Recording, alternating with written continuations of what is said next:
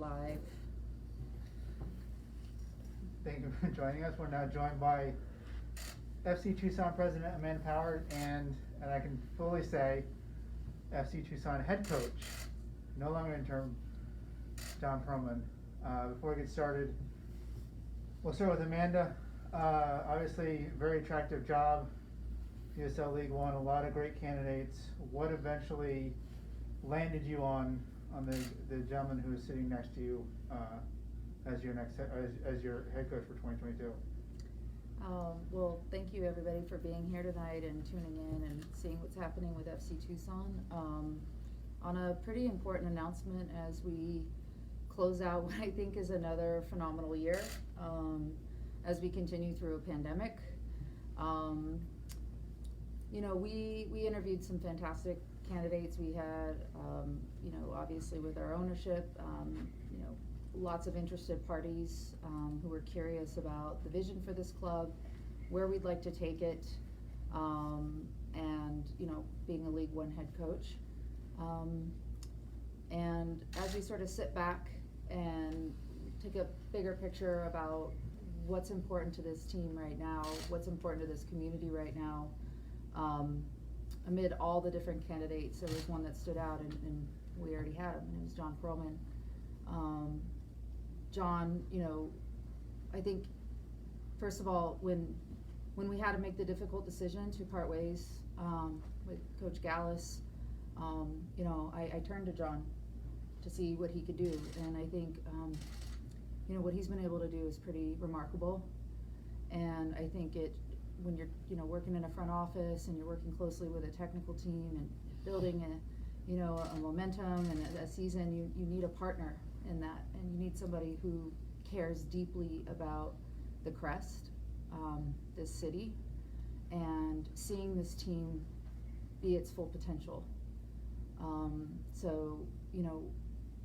When this sort of search began, we had to have some pretty honest discussions about where you see yourself, and it was pretty powerful to hear what a few weeks of coaching had sparked in Jon, and that he was very passionate and interested in continuing to coach, and that's where his heart and passion lies.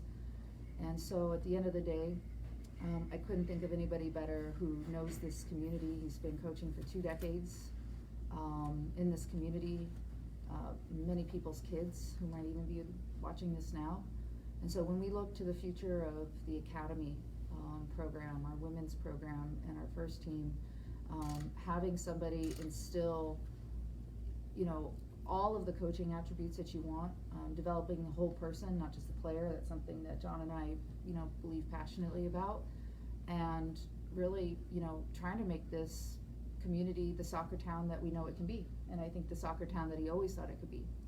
And so that fits perfectly with where we sit today and where we need to continue to grow. And so I feel actually quite honored to get to witness Jon in this seat, and we're excited to see what he can do with his own squad next year. And then Jon, co-founder of the club, you've filled a lot of different roles, including most recently intern head coach. What does it mean to you now to be the head coach, and not just the head coach for the last 4 games of the regular season, but the head coach for 2022? First of all, most importantly, my gratitude to Amanda Powers, obviously, Brett Johnson, and just the whole front office staff and technical staff that's labored tirelessly during this entire season. It means everything to me to have the opportunity. I think I'm trying to express the amount of joy that I have. It's hard to read in that way because I'm so committed to finishing off. My attention is really so much into what we're doing right now, because that's what's being requested of me and required of me, because without the players and the staff's performance to elevate the team the last 7 games, and obviously even still with a loss, which was disappointing on Saturday, I wouldn't have this opportunity. So you have to first put the credit where it belongs, with Amanda having the trust in me to give me an opportunity to try to do some things that might help this team find its vision and its feet again in this season. And then obviously for her and Brett to trust me with the future, future that's very bright. But you know, I started this project with, you know, Rick Shantz, you know, Greg Foster, Chris Keeney as partners, and our vision was to grow soccer in this community, to bring MLS teams here, to inspire kids, to build fields, to make people know that this was a centerpiece of the, you know, United States soccer landscape, which seemed an impossibility at the time. And then suddenly David Beckham was here and different things happened, and watching Rick have the success he's had, you know, in the championship, and all the different people who have grown out of this franchise and you know, still love it, and I've heard from today and we've moved on. But my heart, you know, was to always be a coach, but I always wanted to serve this badge in this organization. I'm grateful for the opportunity when I had to come back here in the role I had, which taught me more and grew me more, and the roles that I've had have helped me be a better coach and be a better servant to the entire group of people that work here, who work so diligently in various areas that are so key for you to have success on the field and for a coach to be successful. So most importantly, gratitude is the thing I'm feeling most. Excitement, you'll see it on the sideline, but I'm always, we joke about the faces that I can make that the media staff has to fix it, because I'm so pensive. I take it so seriously, the responsibility to honor young players' dreams, and to the people. I can hear every moan in the crowd, and but I also know I hear the cheers, and I'm grateful for them. But my number one task is to inspire Tucsonans to be the best, you know, people they can be in their community, and do that through soccer. And the players, you know, I try to give them the best of what I know and learn from them. But mostly, ultimately, this team, for it to be successful in soccer, to be successful, we need to win on the field to inspire people to draw interest. So my main goal right now is to win as many games this season as possible, but the opportunity to make the decision now, to give me time to have the building blocks also to review, to analyze, so that we're best prepared for the rest of this season and then moving forward, is so critical. So again, massive gratitude and a lot of love to everyone that I've already given love to, my family and my soccer family, my mentorship family, the staff here, and then everybody who's helped me and been part of this, including the media people. A lot of them were present today, so extremely excited. Okay. So you've, even as interim coach and as you continue, you've had the title of technical director. So as technical director, how much were you involved in the coaching search? So one of the interesting parts about that is what Amanda and I did was we sort of frameworked what kind of candidate would do well in this type of job. But when it came to looking at candidates, I recused myself from that process. Once I said to Amanda, I was very interested in, I said, and if I'm not selected early in the process, I will immediately jump in and try to help choose and vet the candidates they have. But when you're part of that, there's no way to allow the other people, Brett and Amanda and the other people involved from the league, to objectively present. What I try to do is present pieces of the puzzle. So characteristics, the type of experience, the type of person that would do well in Tucson, what we needed in the community, what the youth side needed, what the expectations of were when bridging those gaps. So for me, my involvement was, Amanda and I sat down, we put some key characteristics we talked about for League One. We talked about if we can move on, if somebody who could evolve into that role, and then also somebody who also understood locally what was expected, and also as a human being, being part of the community, being part of our philanthropic efforts, connecting the front office to the technical side, pieces like that. But in terms of the search, I said to Amanda and Brett, here's my presentation, here's my best presentation would be the work that I do here. So, but of course I offered whatever slide or whatever, because you always should have, you're always working on that vision, kind of a document for yourself to remind yourself at times where you need to go, where you might be missing. So my involvement was just to be a consultant on the framework, but not on the actual individuals being interviewed. So I was just a candidate. Yeah, I mean, that's whether it's a coaching position or, you know, a marketing director, we're always looking at that profile of the candidates. And so at the ownership meetings this year for USL, you know, I got to spend some time with the new sporting director, Mark Cartwright, who, you know, was brought on by Jake Edwards in the league to start to, you know, standardize technical models amongst the entire, you know, USL family. And so you know, he was helping me to be in that objective piece, and then of course his insights and having worked in the Premier League, you know, obviously Brett with his projects overseas and his reputation with USL teams here, we certainly had some different candidates, and when there's a lot of decisions at play, especially when you're at right where we are right now in Tucson, which is, you know, when we started out this season, we didn't start off good, you know, when we were dealing with a different set of challenges. COVID was raging, you know, all these things, and you're starting to see not only the community open up, but you've also got to factor in, okay, what is the return to community, what is the return of soccer looking like? And so at the end of the day, I had to kind of weight what I thought were the highest, you know, aspects of this position, and while we did interview championship coaches, you know, League 2 coaches, college, all across the board, where we are in this moment as a club, we felt like the value that Jon brings to the table is unmet by anybody else out there. Okay, and also, you know, when I've watched coaching transitions with other teams, you know, there's the interim coach, and that person will probably be gone if another decision is made. And so that person is either thinking of themselves as temporary or fighting for a position or whatever. In your case, you were still gonna be with the team if you'd moved on, so how much of a transition is this from interim to full-time coach? It's an excellent question. I think when I took over, I said, you know, I mean, also I look at other things, your family, you try to factor in your decisions.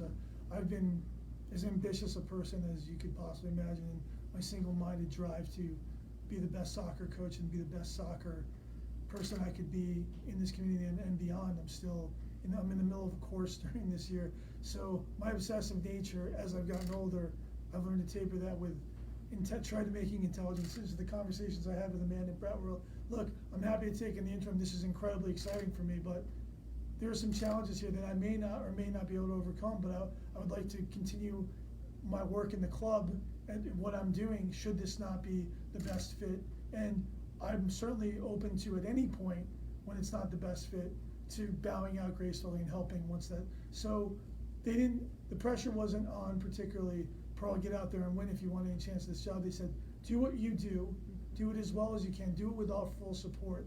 And let's look at this, let's meet continuously, let's look at this, not just for the team, but for you as well. There was a lot of consideration given to me as a longtime person, and that's really a credit to Brett and Amanda and the organization. So again, Ted and the crew here know me, you guys know me well enough to know how competitive that I don't have a way of doing things halfway, so I'm gonna be obsessive about how much video I do and getting here early and demanding excellence. But the reality was I wanted to stay in the organization no matter what. When I started coaching more and Amanda said to me, what do you think now? Even before this, I go, the hardest thing was, for me, it was never hard being involved with SC Tucson, but Rick was an excellent coach, and that's not what the organization needed. So Rick and I agreed GM was the best place for me. There wasn't a need for two alphas on the bench, and we were absolutely complementary, and it helped all of us find opportunities that we had. I've always believed in that, you know, there's always a place for you to come back to the thing you want to do most. And I was kind of growing in what I love to do. I got so many opportunities here to learn the game, to learn the front office game, to learn about budgeting and ticketing and analysis and game operations. And then the management and identification of players has become a bigger part of my career as I moved on. And then the building, of course, of youth programs, and then transitioning youth players into professional players, which I've been able to do. But at the end of the day, I am an X's and O's guy. I'm a coach. I'm a guy who's happiest on the sideline. I was the happiest at Sabino. I was the happiest as the PDL coach here in Oklahoma. I was the happiest as an assistant in the championship. I was the happiest trying to win ODP championships, working for RSL, doing all those things on the sideline as an assistant or as a coach. And Amanda, I think, could see that. And I said, wherever this ends me up in the organization moving forward, I'd like to go full bore on this. I think I've got some things to offer, and I want that opportunity. And they were able to evaluate the scope of work that we were able to do in the last, couple of months, and see that it was a good enough subset to say that, if I could have a chance to have, a full start with a full preseason, maybe we can do as well as we've been doing, and maybe even do more and draw more attention to the club, and because our success is the community success, is the franchise's success. So that's kind of a big part of it. Okay. So, John was a candidate from the very beginning, or did he become a candidate as the process went along? He became a candidate as the process went along.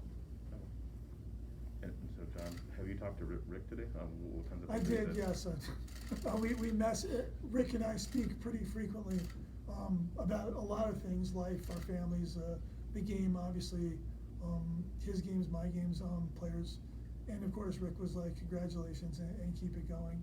And there was a couple of jokes that went back and forth, which is always what happens with me and Coach Shantz. But again, you know, Amanda's talked about a lot. You have to have peers that you go to. You have to have people that you trust to have, you know, candid discussions about how your team is doing. And Rick is, you know, while we're no longer involved with Rising, we have a great relationship with Rising and what Brett is doing there. And Rick and I are always going to be close. And he can look at my games with a very objective eye. I look at his games in the same way. I'm not his staff trying to tell him what he needs to hear to keep him. He's not telling me what I need to hear. He tells me what he can to help me as a friend. And I have so many people across the league that I've been able to do that with, and we have internal analysis and external, and you know, Rick has done very, very well, and to not understand player management and look at Rick's record would be foolish, because he's found a way to be one of the most successful American coaches, period, in the last 4 years, if not the most successful in professional soccer, if you look at his record. What's your day like? I mean, to have two jobs like that in the front office and on the So pitch? now in the transition with the Grace, as we started to realize that this was going to be a decision, you know, I've sat down.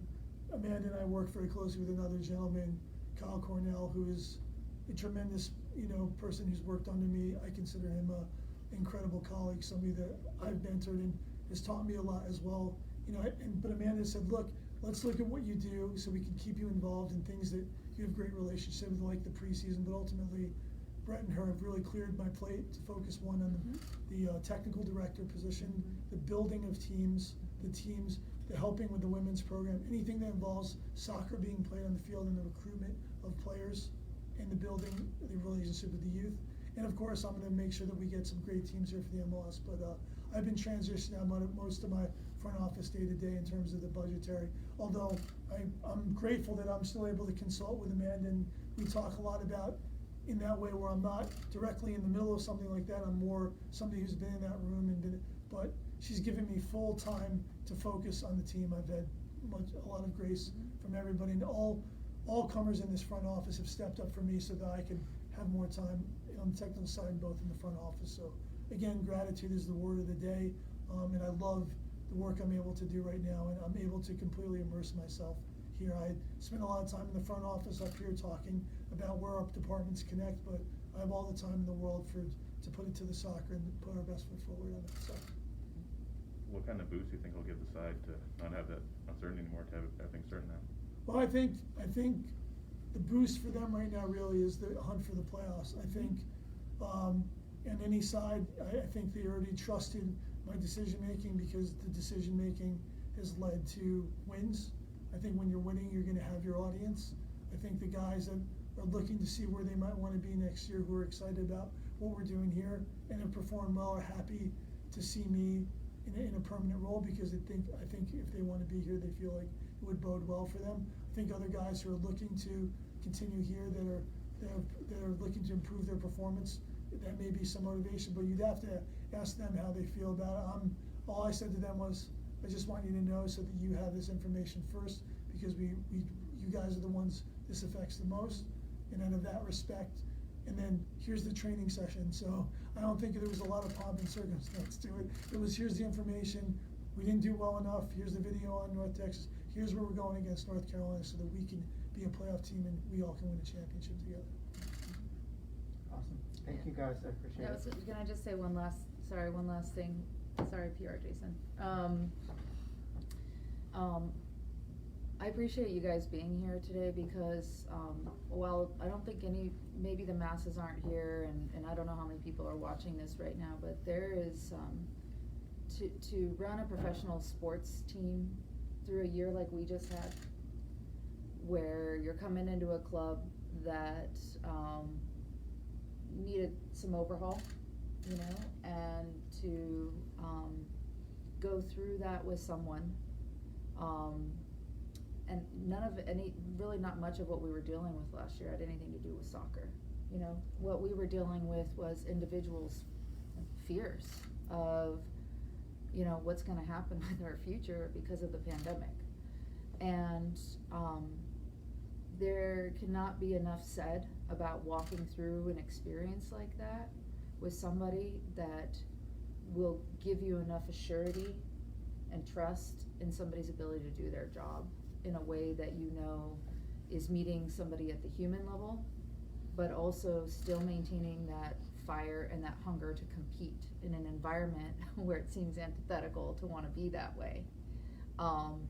And so I said it when I first came here, which is we're building a team to win, and Jon Pearlman is going to be a coach who's committed to winning and bringing home championships for this city, because the city deserves it, and that's, you know, what I believe can happen here, and I look forward to sharing with everybody here. And this is an important story, it's a unique story, and I think just, you know, kind of fits well with the club and where it's been and what it's been through over the years. And I feel very honored to get to see Pearl in the head coaching position officially. So, Thank you. yeah, thank you. Thank you, guys.